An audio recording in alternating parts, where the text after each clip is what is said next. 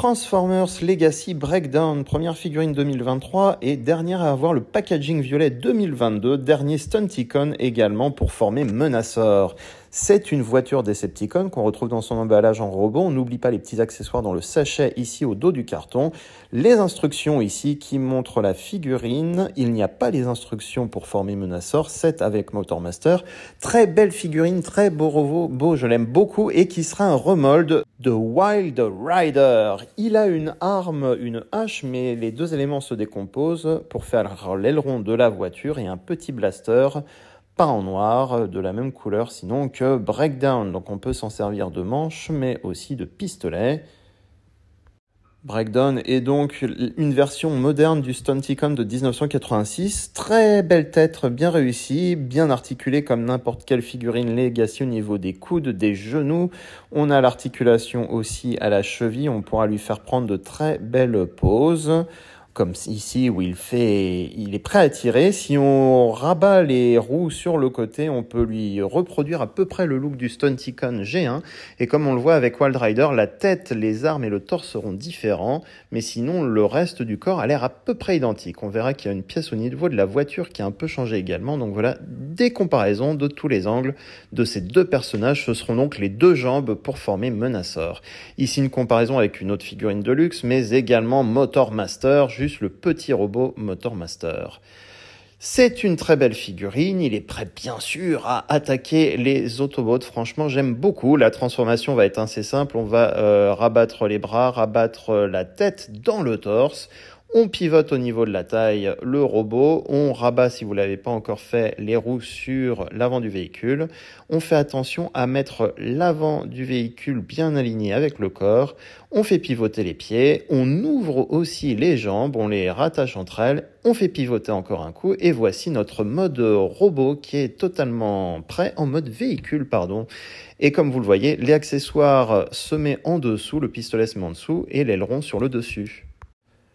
Pas grand chose à dire en mode véhicule, il reproduit bien le look de la version G1, mais comme c'est un remold de Wild Rider, ce n'est pas exactement la Lamborghini, je crois que c'était une Lamborghini à l'époque, donc c'est une version voiture à peu près ressemblante à la version G1.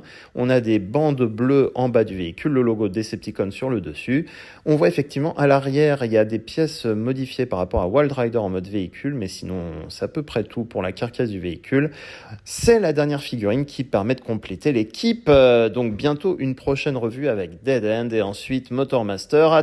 Autour de Dead End de passer en revue après Breakdown. Dead End ici a un bel artwork, un beau dessin sur le côté. Un mode robot, 15 étapes de conversion pour le mode voiture, boîte classique Legacy de 2022. Les instructions ici, le dessin est différent. On n'oubliera pas les accessoires fléchés en plus. Ils sont au dos sur le carton. Troisième Stunticon sur 5, c'est écrit sur la boîte. Super Stunticon, peut-être que mon avis est biaisé puisque c'était le premier Stunticon que j'avais eu quand j'étais tout petit dans les années 80. Mais par rapport au jeu original, il est super articulé. Qu'est-ce qu'il est beau, qu'est-ce qu'il est bien. J'adore sa tête, son visage. De très belles poses possibles avec les articulations Legacy actuelles. Et la couleur rouge bordeaux ressort plutôt bien. On a des nouveaux pistolets pour ce personnage. Pistolet avec de la peinture violette métallisée en plus. On peut y ajouter des blast effects. Piou piou! On regarde un peu plus les articulations classiques Legacy à la taille, à la tête, aux épaules, aux coudes qui vont vous permettre de faire de bonnes poses pour cette figurine. Le logo Decepticon se retrouve sur le torse, la tête est bien peinte et bien sculptée, vraiment il a une présence celui-là. Surprise pour moi, la bande sur le mode voiture n'est pas juste peinte, elle est sculptée, on peut vraiment voir le détail argenté et doré. Comparaison aussi avec une figurine de luxe, le double Target Master ici. Et comparaison aussi avec Motormaster, ces deux-là vont s'assembler pour former Menasor. La transformation est assez simple, des petits panneaux à pivoter avant de faire pivoter les roues sur le côté des bras. On soulève le capot, il y a des petits pics de connexion à l'arrière, mais donc on ouvre aussi au niveau du capot, on rentre la tête, on écarte les épaules, on rebaisse le tout, on resserre les épaules comme ceci vers l'avant pour coller les bras contre le corps. On baisse la partie avant de la voiture, on appuie bien pour bien resserrer les connexions. On baisse les pieds, on ouvre le dessous de la voiture, on rentre les jambes, on referme l'ensemble et voici notre mode véhicule.